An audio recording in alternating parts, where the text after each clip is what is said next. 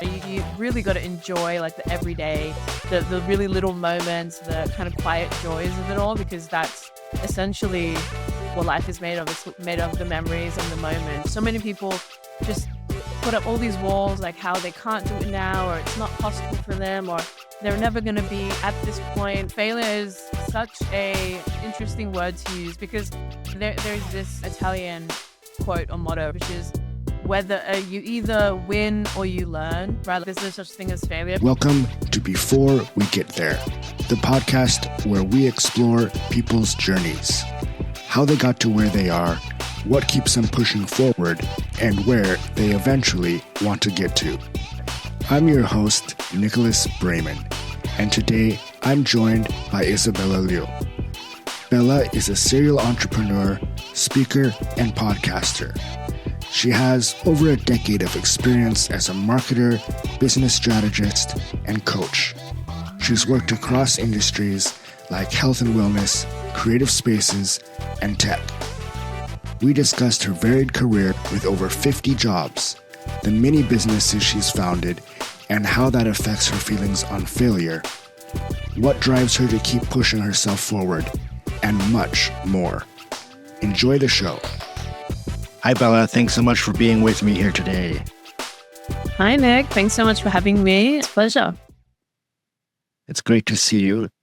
So I wanted to start off. I saw that you posted recently that you were giving a talk talking about how people can be their best selves from wellness and the power of their minds and bodies.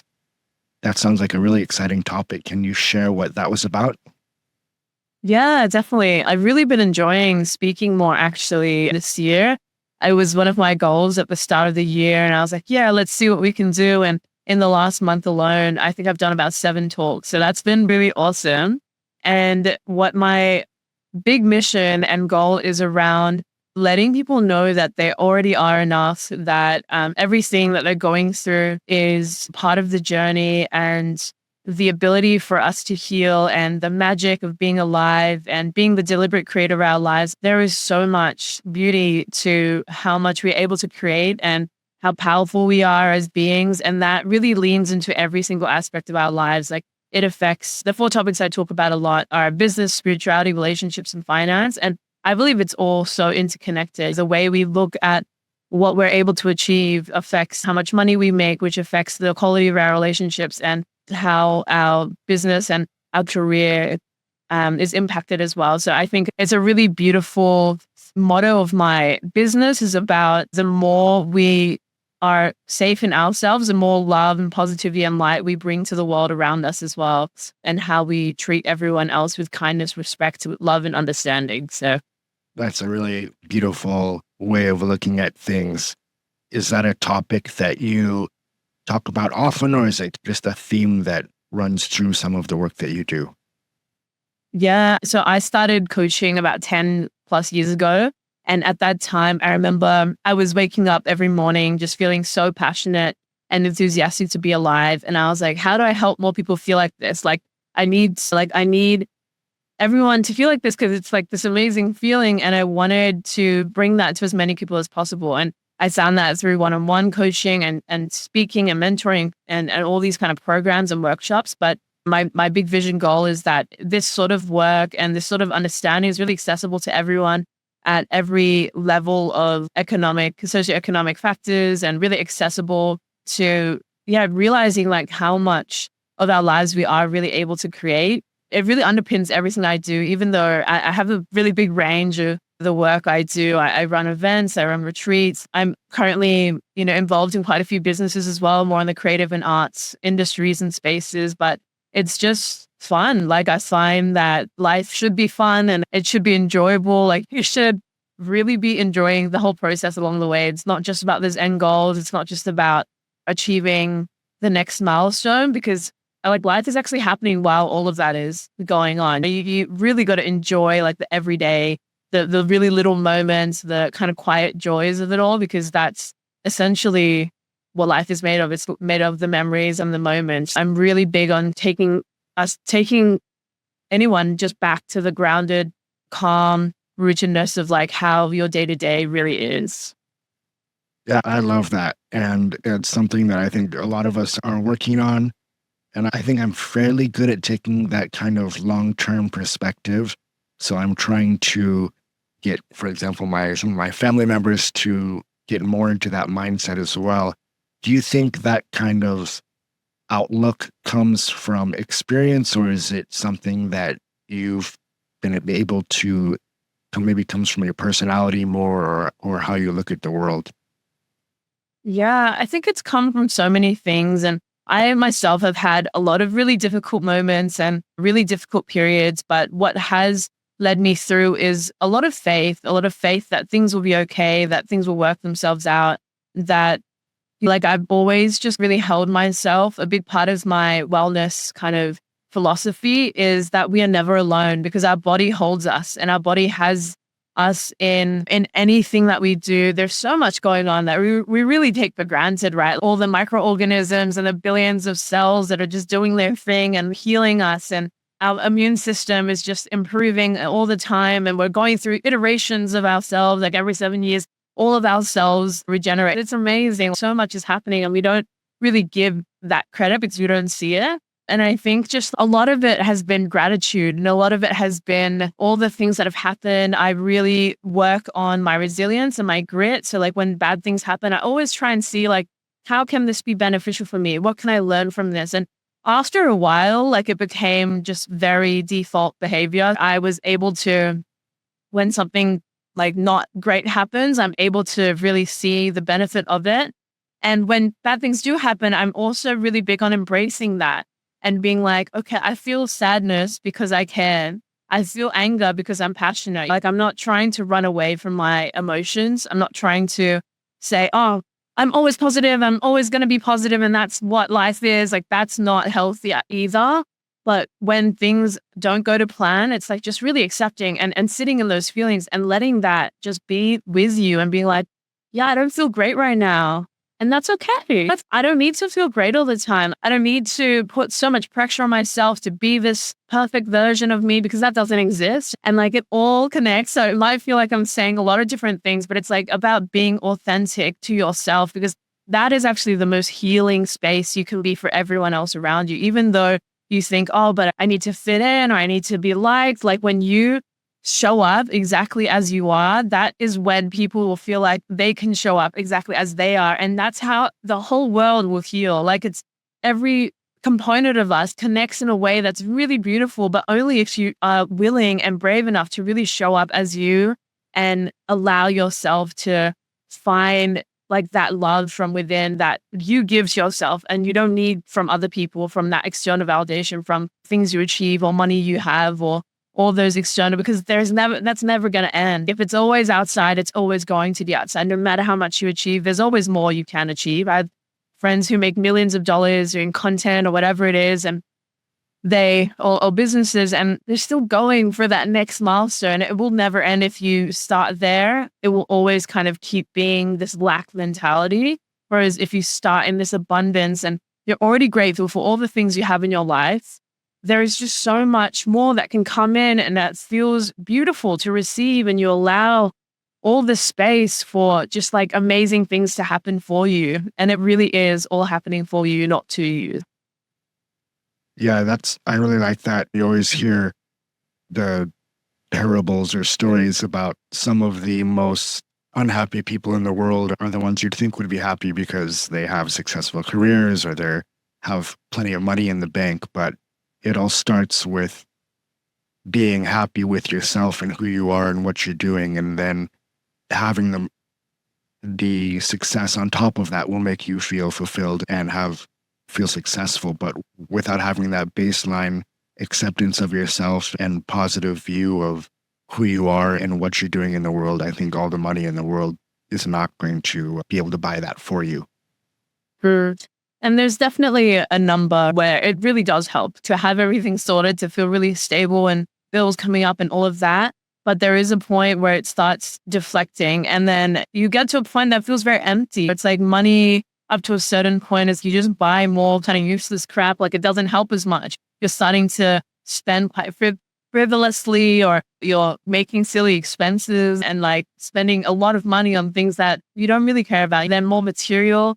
And a lot of the time we think that we want what that material thing will give us, but what we want is the feeling that that thing we think will give us. So if you're able to access that without the money and without the material aspect of it, like you are invincible, like you're infinite, right? Because you can actually access so much if you just allow yourself to. A lot of our pains and our worries are actually coming from ourselves. Like we need to take responsibility for the fact that if things aren't going our way, like there are things we can do, but if you keep making excuses of why you can't right now, or it's not the right time, or I'm not ready yet, like you won't get to a point where you are ready, because that is always going to be the position you're in of no later. And it's always going to end up being that. So I really just want to echo this, that like you are ready now and you are more than enough now. And you don't need to wait to be everything you want to be. Like there's ways to, I have clients who tell me, oh, like when I have a lot of money, I'm going to give this much to charity.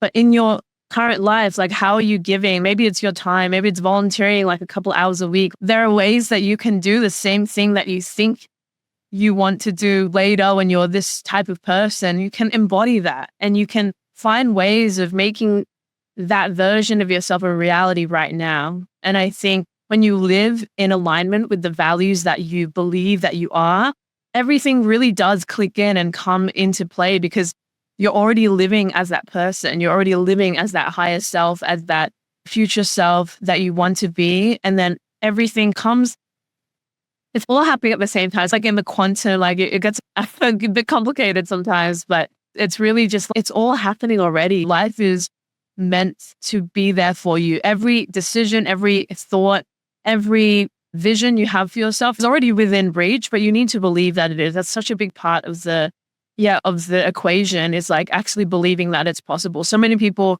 just put up all these walls, like how they can't do it now, or it's not possible for them, or they're never going to be at this point. Like when I'm there, then I can. And it's just, what if it was right now? What if you could do something right now that would help you to that point? What if we started making more current decisions for us to become that person, or be that person more and embody that energy? Everyone is just going to be so much better off from it. I really do believe that. That's awesome. Yeah, I spent a lot of years, I was only around 28 or so when I started my career basically in the field that I'm currently in. And I had a lot of different jobs prior to that. I did fishing in Alaska. I Wow. was overseas teaching English. I worked in the food and beverage industry.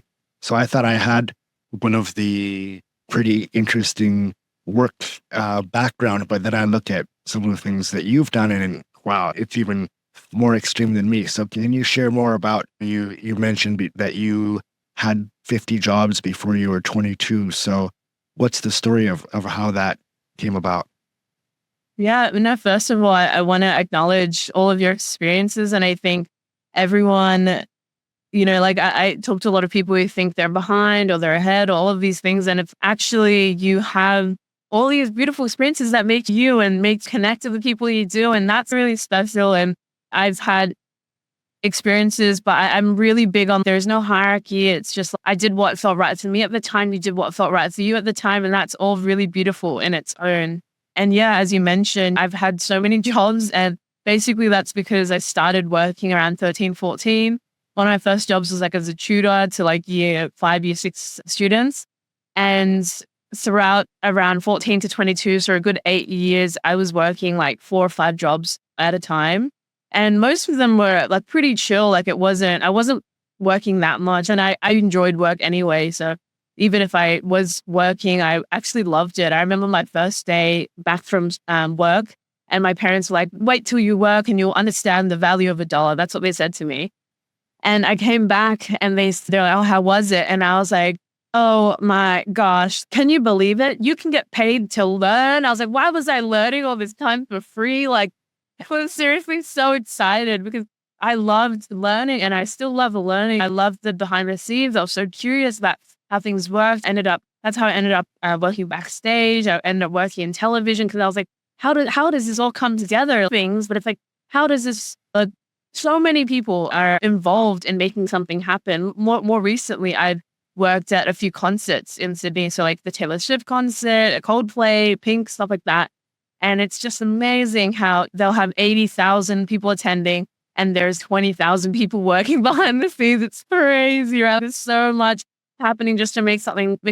And I love the chaos, and I just love like how it all comes together because people know what they're doing and they're able to work together as a team and really collaborate. It's really beautiful. But yeah, I've really just enjoyed learning and being curious. And when I first started in marketing, I was like, what is this? Went into design, events, PR, social media, trade, advertising, like a bit of everything, because I was like, I don't know what marketing is actually. People say a word, but you really need to break it down to really understand it for yourself.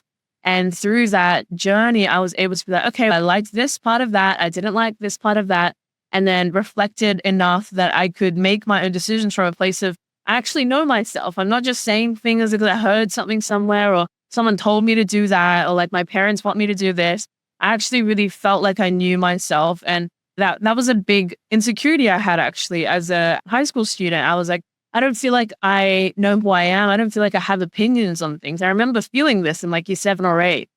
And I was like, I want to have opinions. I want to know what I actually think about the world. Because at that time, I was just like doing things because people told me to go to places and go to school. So that was a really big thing from quite a young age that I was like, I want to know what I think about politics or arts or history or themes and philosophies and English and all the subjects. And over time, I've really been a kinesthetic learner as well. So I've learned so much from the people I've met. I've traveled a lot and I've been able to see things in a way that feel very unique to me. They're shaped by my experiences. Obviously, I'm not going to agree with everyone, but I feel very with my values and how I see the world that I can back up what I say. And I'm not afraid to share my opinion, and I'm not afraid to show my authentic self or be who I feel I am right now. Yeah, so I'd really like to dig into that because that's one of the interesting things to me is I think more recently, at least maybe in my awareness bubble, we see a lot of people talking about moving to consulting, having side gigs, doing freelancing. Now there's fractional roles for CMOs, CROs, this kind of thing where people are diversifying their income streams. Even during COVID, people were maybe having more than one job and that sort of thing. And it's coming more into my consciousness the last few years. But how do you think that's changed your perspective? And what did you learn from having 4 or 5 jobs at one time? Does it make, obviously it's great experience and you get to know a lot of people and you get to know about yourself. But how about just as far as like a career goes or trajectory or feeling tied to one company? Did that make you have any perspective shifts on that? Yeah, that's funny you mentioned the shifts recently because I do feel that is becoming more common and it's out of necessity because what we saw through COVID is even if you've worked somewhere for 20 plus years, you're still going to be let go. And I think I am all about emotional and financial security. Having a job is great. I'm not anti having a job. I still work now, even though I am financially okay. I really enjoy like what you're able to learn at work, but also not putting all your eggs in one basket. And I really believe having a variety also allows for your brain to think differently and be put in different creative projects and buckets and ways to think about the world. Like if I was working in a PR role versus if I was working in retail, like it's very different, but like everything was so transferable. Like all the skills I gained, I could really see how they came up in all these other different life experiences. And that was really helpful for me to be like, this is what comes naturally. This is what doesn't come as naturally. And at the time I was studying as well, right? I was studying a few degrees. So I had a lot of free time. Like in my first year, I was only studying 6 to 10 hours a week. So I had so much free time and I would just do maybe 1 day a week at this place or a couple hours on the weekends and stuff. And I really enjoyed having the variety so I could learn. these days, and even when I was very young, like I was doing consulting, you could say, but I didn't even know I was doing consulting. I was just doing some marketing gigs and jobs for random little companies that I met. And later I realized I was like, oh, I guess I'm a freelancer. I was like, oh, if I just put a name on it, I guess I have a business. Like it's very funny how things develop as you develop. Like you don't realize it. And then you realize and you're like, okay, I guess I'm a business owner now. Like you just have to make that decision for yourself. No one is telling you like this, once you achieve this goal, then you're going to be this person. Like you really have to find what works for you. And yeah, and like I have this whole thing around identity and labels, but it's all for you to really discover about yourself and not to get too locked into, I am this person, I'll only ever be this person. It's if you change and you change your mind and things come up, like that's totally okay. And that's a really big part of growing up and being in different circles. Like you do change, and that's really something to embrace and something to really look forward to as well. But to go back to your question, I think it is really important to see what else is out there and just to explore for yourself, because we do live in a different age to our parents' generation. It's not like you stay at one company and that's it. Like you do want to explore. We are multi-passionate. That was a really big development for me when I first was speaking to one of my coaches, and they're like, yeah, you're multi-passionate. I can see it. And I was like, wait, I'm allowed to just be multi-passionate? Like I thought that was not okay. I thought I needed to be one thing. I needed to niche down. I needed to only have this one tiny label on me. And now I've really embraced it. And you're like, wow, you do so many things. And I'm like, yeah, rather than, yeah. And you can show up in whatever way you want. Like I could show up and be really insecure about that. Or I could show up and be like, yeah, I freaking love it. This is my life.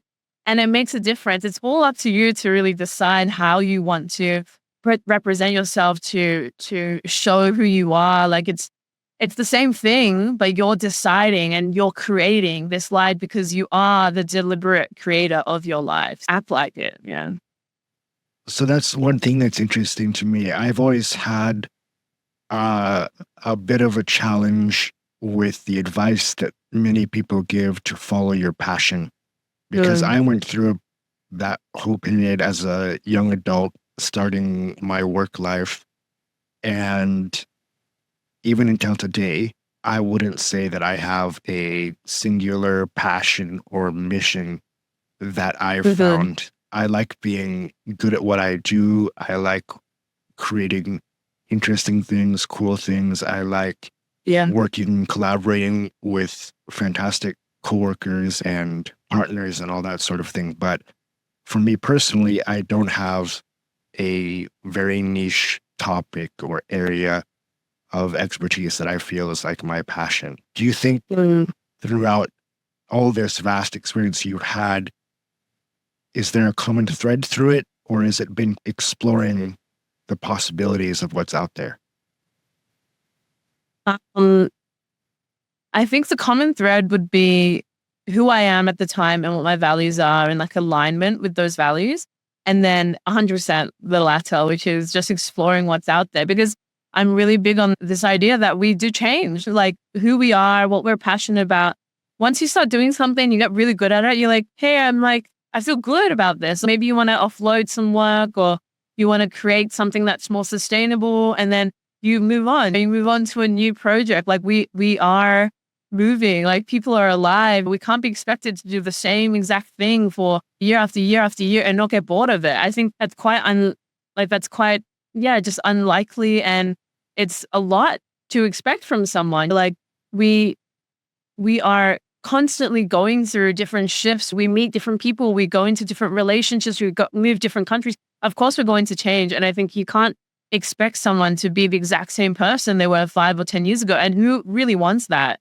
I don't think that's seen as that positive of a thing to be like, oh yeah, I'm 100% the same person I was like when I got out of high school or whatever. So it's like really just being able to listen to those parts of you that say, hey, I just want to change, even if it doesn't make sense. Like I've made a lot of back steps, you could say, in my life, where when I was working, I was doing consulting. I like my peak, I was charging thousands of dollars an hour US just to chat with me for a session. And at that time, I was like, you know what? I want to work at a grocery store. Like I was like, I just feel like I think this will be so fun. I want to be around all this fresh fruit and veggies. Like I was just like, let's do it. And I didn't let what other people thought of me because I was happy. So I was like, I'm just like loving life. Like, why would I care? No one is able to make me feel anything that I haven't given them permission to make me feel, right? Like it starts and ends with me. It all comes from my own heart and my own like body and soul, how I feel. So just make decisions for you and definitely around follow your passions, like finding that balance. Like we need to have a certain level of security and foundation and whatever feels good to us. Like for me, I was able to invest because I was working so much. So that gave me a lot of clarity and it gave me a lot of freedom because I was like, okay, I'm doing really well, I think, for my age. And I had this freedom to be like, okay, it doesn't matter if it goes well or it doesn't go well. I have a good amount of time. Like maybe I gave myself a year or 2 years to see where it will go. And because I had that freedom, I was able to create. And then from that, it's like things would start snowballing. But it was because I built that foundation for myself. And I'm really, proud of myself for going down this path that felt right to me. Like, I'm not like, drop everything and quit your job and don't have a secure safety net because that is going to affect your mental health, of course, right? If you're just following your passion and you're not worrying about anything else, like that's going to catch up with you, right? So it's like, you need to make these decisions that feel right for you. And everyone's got a different risk profile. Everyone's got different, some people love it. Like they could just travel and make content and whatever. And when their bank account goes to zero, they just do a bit more work and that feels fine for them. Everyone's very different. So it's like finding what that looks like for you versus just trying to copy what other people do or look out at externally for the answers because you actually know already inside yourself what you want to do. So listen to that instead. So looking back, you went to school for graphic design and you started a traditional career working in marketing and with agencies. So was your turn to entrepreneurship deliberate choice, or was it something that life sent your way? It wasn't really a deliberate choice, actually. So I was made redundant from my first job and like we all ended on good terms. It was just, they were closing out a section or whatever it was in the company. And I was like, wow, like I was actually like very happy because I already at that time, I had this belief that things are just going to work out. Like I was like so excited because it really felt like it was creating space for me. I was in this place where I was already working all these other side jobs as well. So I just told them I had more availability. And that was one of my big like mind blown moments where I was actually making more money working casual jobs, like 3 casual jobs, than I had been working full time. And I was like, wait a minute. Everyone tells you this certain story and this certain pathway that you need to have to be stable. And then it's like me seeing that for myself was like, actually, that's not true. And then I was like, what else are they lying about? What else could be not true? And I just started exploring. And as I mentioned before, like when I first started my coaching business, I was like, I just feel so happy and so passionate and enthusiastic to be alive. How can I help more people feel this way? And that's really where that first business came from. I really just wanted to help. And I realized I'd already been doing marketing and consulting. I just didn't call it a business. And I'd had all these skills from before and just taking it more seriously. So it took me some time to really wean off my other jobs. And it got to the point where I was so obsessed with my business. It was all I could think about. And that's a kind of separate story about being consumed by identity. My business was me and I couldn't really separate that. But I was young and that's what happens. And that's something I'm really glad I went through as well. But yeah, I really feel like the path found me and I've gone back to work a few times since. I'm not like, I'm just the business owner and that's it. And I can't ever go back to work. Like I love learning. So of course, if I feel the need, I will just enjoy that. And sometimes it is nice to be more stable. Like you get into a point, like you have your own business as well, where you're like, I'm making too many decisions. I just want to take a little breather. And that's really great to listen to that rather than ignoring it or trying to brush it off because it's important. Everything is important. Everything we feel and we experience and we go through is part of the journey. It's not like for nothing, but it really does matter. Act as if it really does matter because it does matter. Yeah, just going with the flow of my life and making scary decisions, but feeling, you know what, like it's scary, but it's like a good scary. Like it feels like this will help me grow and I've had a very comforting way of experiencing growth and fear because I'm like, yeah, I just feel like it's going to be good. At least there's going to be a story out of it. Like, I just feel this sense of it's going to work out in the end. So let's just go for it. So, yeah. That's really cool. Do you have any examples of times, though, that you were really felt like something was a failure, even though now you can look back on it and see the lessons you learned or the experiences that it taught you? Have there been any cases where you started something and it just didn't work out? So many. Like, it's like fifth business I started was like a complete failure. Like, I started so many businesses, maybe more than half have failed. And I guess like failure is such a interesting word to use because there's this Italian quote or motto, which is whether you either win or you learn, right? Like, there's no such thing as failure because there have been so many projects where I've like really gotten into it and I've gone into production. I've worked with a designer and engineer, spent heaps of money doing a lot of stuff. And I've just been like, nah, I can't be bothered anymore. Like, I don't want to do this. Or something has just taken over my interest. I get really distracted as well, but I'm really big. I love little spurts of energy. Like, I have an idea and I can act on it really quickly. That's my personality. But then it's like that follow through for me is quite hard because I'm like, oh, like I need to see that it's going to be useful like straight away. That's how I have run a lot of my businesses. My main two businesses, like they both did really well in the first week or 2 weeks. And I'm like, okay, there's something here. That's why I'm going to continue. When things take a bit longer, like I could work on this and I generally do work. Like I start working with a team. That's a good way of making things go, keep going because you have that support from each other.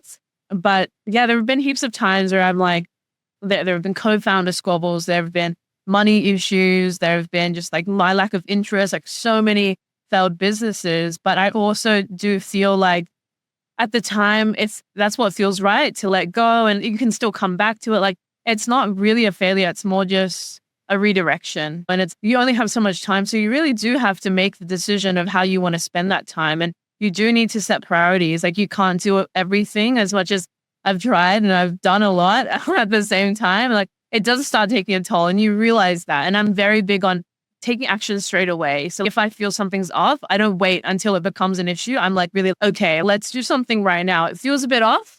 So we'll tweak something in the calendar right this second so that it's going to be less pressure on me.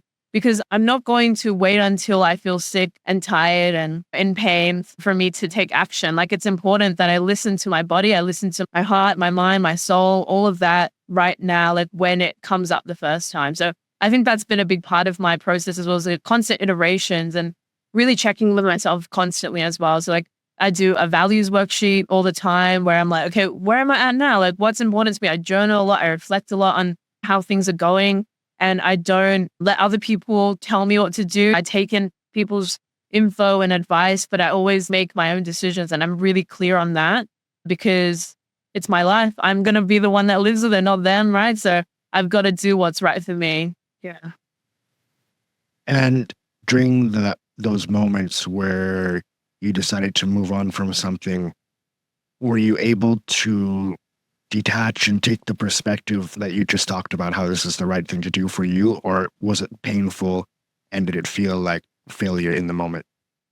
I would say a mix of both, but definitely earlier on as well. I felt like I wasn't good enough. It felt like if I was good enough, maybe I wouldn't be making this decision, right? Like to end the business or to move on. I think looking back, I realized that nothing really ever ends. It's like, it's your life. You can decide if you want to go back to something, you can just say you're going to go back to it. Like it's not that serious. I think that's been a big thing that I've learned later on in my life where I can just decide how important or how much stress I want to put myself under. Like these things are malleable, right? Everything moves and changes as time goes on and it's all going to be okay. But definitely in those moments, especially in my younger years of business, it was a lot. I felt very attached to my business and I felt like I wasn't good enough. And the reason that it was failing was because I was not strong and I wasn't able to just do everything all at once or pick it all up and make it work. And I did feel like a failure for a long time, actually. Like it's been quite cyclical for me, actually. Like every maybe 4 years, I feel like a really big like low point. And this happened maybe 2 or 3 years ago where I was like, no matter how bad it gets, it can always get worse. That's really where my mindset was at. And it was crazy to me that because I'm generally so positive and this is me, but of course I go through bad moments. It's not just all blah, blah and daisies like all the time, but it does feel like when those things were happening and when I was in that really bad state, I had faith and I had trust that things are going to be okay. And I'm just going to do my best. So I'm going to make that little decision that's going to lead me to a little bit better, like next week or next month. And then after a year, I remember just reflecting back and I was like, wow, my life has completely changed. Like I was working in 4 new industries that had never worked before. I was going to the US to work at NASA.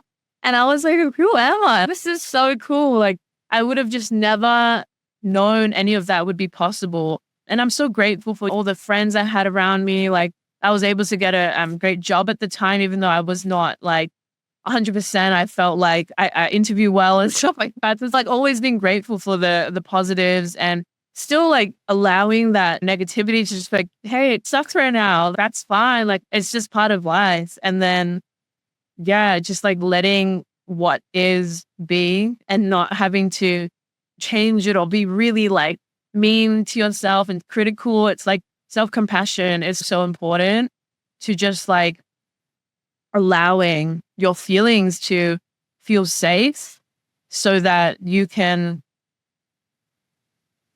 there's a plane going by there, yeah? Just feeling like really safe in yourself because that's where it all is so important to foster that relationship with yourself. A lot of people think spirituality is like yoga, meditation, but what I see it as is just like connecting deeper with who you feel you are. Like that's what spirituality really means to me. And it comes up in every aspect of our life. It's very important. Now, that's incredible. It's like practically, how do you balance everything and do everything that you do? Are you super organized with everything planned down to the minute, or how do you do it all? Yeah, I am quite organized. Like a learned skill. Like I can show you my calendar and it's like pretty much very clear. I don't think I could live without my calendar because I don't know what I'm doing otherwise. But I do feel like my partner saw me on my phone and he was like, how do you like you do everything so quickly? Like you just like tap in and out of apps and like if something's on my mind, I'll just do it straight away. Like I'll send someone the Zoom link like right there, or I'll send the emails, or I'll do the mailing. I can do everything like on my phone and stuff. Like rather than be like, oh, I need to wait until I have this block of time, or there's always going to be later. So it's like just getting things done like when I can. And yeah, like I like post content while I'm walking and I just make the video and then I just type a caption and it's done in 2 minutes. Like I'm very quick and efficient. And I feel like I'm fine. Like I found a good rhythm. But actually something interesting is at the start of this year, I'd been offline for 2 years. So like I hadn't posted a single thing. I went through this whole phase where I shaved my hair and I was going through this whole thing with like beauty and identity. That's a whole other story. But I had to get used to going online again because I used to post all the time. I was like going live like every day, very active online. And then I just took a massive break. So going back online, I actually had a social media coach and she was so tough with me. She was like, you need to like make more content. And she was like really rough, but like, that was so good for me because actually that like I needed someone to just really expect a lot out of me, like kind of Asian parenting style. And I just thought that actually helped me so much to get so comfortable with just like not being perfect and posting and just like recording things. And I felt really comfortable like on video again. And that was a whole process. So it's not like things happen straight away, but I know I want to work on it. So I choose to work on it. And I really take that time to make something happen. Like I wasn't great at Google Calendar always, but then I got to a point like that really works for me. Like I find a system and that changes as time goes on, but I'm always really big on routine and habits. And I'm really good at tracking my expenses. I love my Excel spreadsheets. I have 10 I track every day. I got all things. And like, just if I read or if I journal, like I have these systems in place so that I don't get lost or I don't get too sidetracked because I know what I can come back to. Or even recently, I offered a dopamine menu session with some of my existing clients, which is just like dopamine menu. It was a system where there's like different tasks you can do and you them desserts, entrees, mains, sides, that sort of thing. And it's like things you can do in your day to day that will help you. Yeah, help you with whatever you're trying to do. And that's like really useful that you can go back to something like that. That's a document that you've already created. And if you're feeling a bit stuck, you can just have a look at it. So it's just like creating systems is definitely the way to go. Yeah, great tips. I think going along with being able to balance everything is also prioritization. And that's something I personally have a challenge with sometimes, even in my professional life. I'm the kind of person I have a lot of ideas and a lot of things I want to do. And for work, it's usually a bit more straightforward for the basics, the foundation, right? We have certain targets and KPIs that we need to hit. But when it comes to going above and beyond, or the next a bit of extra something that you could be doing, I would like to find a way to be able to maybe make quicker and better decisions about what to spend my time on. So I think that's something that you probably have to do a lot. Do you have any tips? I think like really finding those systems. So I really am big on testing, right? Like I wouldn't go forward with an idea unless I've tested it and then it's okay, people want this, right? That's really important because it depends as well, like what field you're working in, but especially in like the marketing or business or consulting space, like I find that I'll do something really low key, like it could be an Instagram story. And I'm like, I just look at, like, okay, how many people interacted with it? How many people replied? I'm like, okay, that's more or less than usual. And oftentimes I'll post something and I'm like, it's got a lot of engagement. Let's see if I can create a piece of content from it. I just play around, experiment a lot.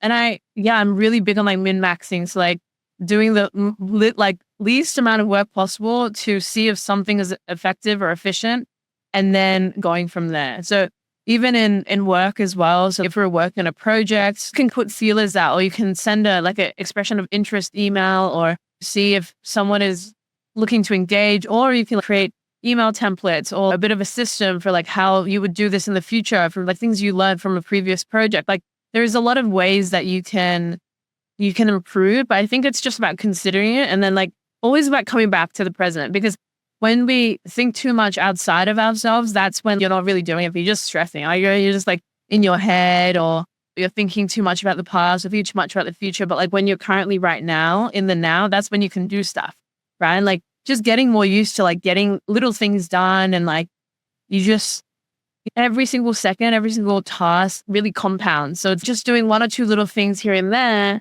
And then if like in 3 weeks, there's like a whole project in front of me because you just did a few little tasks as you could on the way. So I think that's been really helpful for me in terms of organization. Cool. So one other area I wanted to ask you about, personally, I've gotten more involved into community building and that sort of thing recently. We just had our TEDx Singapore event this week, which was really exciting. It's the second year I've been involved. And it's really given me perspective on communities and connecting with people and networking. I'm a bit of an introvert, so I always had challenges networking. But I see you doing a lot with different communities, speaking and organizing and being part of them. How do you see that as a benefit for yourself and what you provide to the communities as well? Yeah. No, firstly, how was the event? That sounds really cool. Did it take a while to put together? Yeah, it was super fun. It was about 6 months of work. It's all volunteer based. We had a core team of about 15 people. We try to keep it quite local. I think all 10 of our speakers this year were Singaporean. And with the TED brand, it's all about ideas and really distilling those ideas into 7 to 10 minutes of focused, thought-provoking presentations. And there's different formats. It can be a performance, somebody providing the answer, but it can also be somebody asking the question and make people consider and reflect about themselves. So last year, I volunteered more on a logistical basis. I was helping with doing social media and photo and video taking on the day. But this year, I was involved all through the ideation and planning stages. And it gave me some great perspectives, allowed me to meet some really amazing people. And especially with how diverse, both including the speakers as well as the volunteers that we had all kinds of ethnicities, all kinds of ages, all kinds of backgrounds, from doctors to up-and-coming musicians to a drag performer, a guy who is an expert in typesetting, like printing press, and he's collected all of these historical printing presses that are disappearing because the printers are going out of business in this day and age. So it was super fascinating, really eclectic group. There was about over 350 people that attended the main event. Yeah. So it was really great. That's awesome. And I just wanted to know, like, you speak so beautifully as well. Like, I love hearing your perspective on it. And I think that really goes to show like what you value as well. That's what community is all about. It's like the diversity and like really bringing people together. Every time I run an event or I'm part of an event, I just feel it's so amazing that it just came from someone's mind, right? I just had this idea that people are really showing up and like making this a thing. It's so beautiful. And I think it shows the power of people, the power of community. It's always such a great energy that like people decided to be here. Like they spent their time to come into this place so that we could all share this moment together. And I think that there's so much value in that. That's really what it's all about. Like I do a lot of community work with like people with disability and high school students. And I find I learn so much from everyone. There's so much beauty and how we all see the world differently. I love especially working with kids because they're so funny and they just say what's on their mind and feel like uber honest and stuff. But yeah, I really love that we can come together, and it's one of the best parts of being in business is all the people you meet and all the eclectic types of people out there and how we connect on so many different levels. You might not have that much, you might not think you have that much in common, but like at the end of the day, we're all human. So we really do connect on a really deeper, much deeper level than we would think in the first place. Yeah, I completely agree.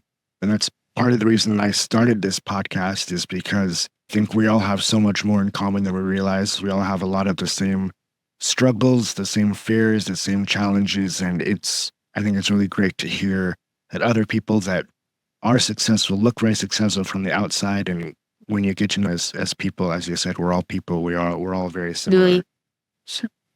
So one thing I always like to talk to my guests about and ask them is, look, 5 years down the road, if you look back from this point forward, what do you think success will look like for you? What would you like to look back and see that you've accomplished, or where you get to in the next 5 years? Yeah, I already feel so successful because I really love my life, and I love that I've created this life. I feel very proud of the fact that everything that is currently my life, like I can safely say I've chosen. And I'm just so excited for what's to come.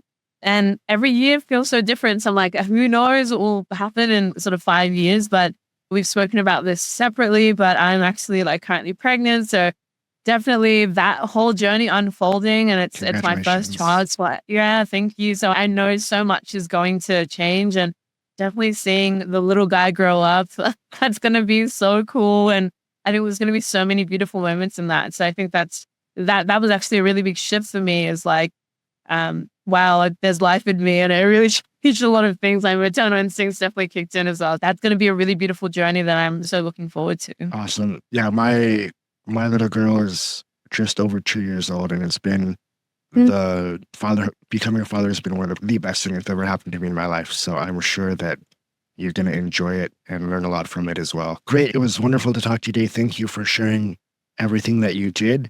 If people want to find you or get in touch, where should they go? Yeah, definitely. So LinkedIn is great. I think my name is Bella Liu on LinkedIn. Otherwise, Instagram is my most active. So that's at _Invincibella. I also have a little workshop coming up end of December. I don't know when this is coming out, but that's on financial freedom at 22, which will be fun, just around money and abundance and mindset stuff. But yeah, no, I'm really looking forward to the future will hold, and definitely, yeah, stay in touch and message me. I'm always like pretty on my phone a lot. So yeah, really happy to chat. So yeah, thank you so much for the opportunity. I really enjoyed our chat. Yeah, thank you, Bella. So we'll put all the links in the show notes, and thank you so much for joining us here today. It was great to hear from you. Thank you. Thank you for listening to Before We Get There with your host, Nicholas Braman. Please like and subscribe on YouTube and your favorite podcast platforms like Spotify and Apple Podcasts. You can also find us on Instagram, TikTok, and Facebook at Before We Get There Podcast. New episodes are released every Thursday morning. See you next time.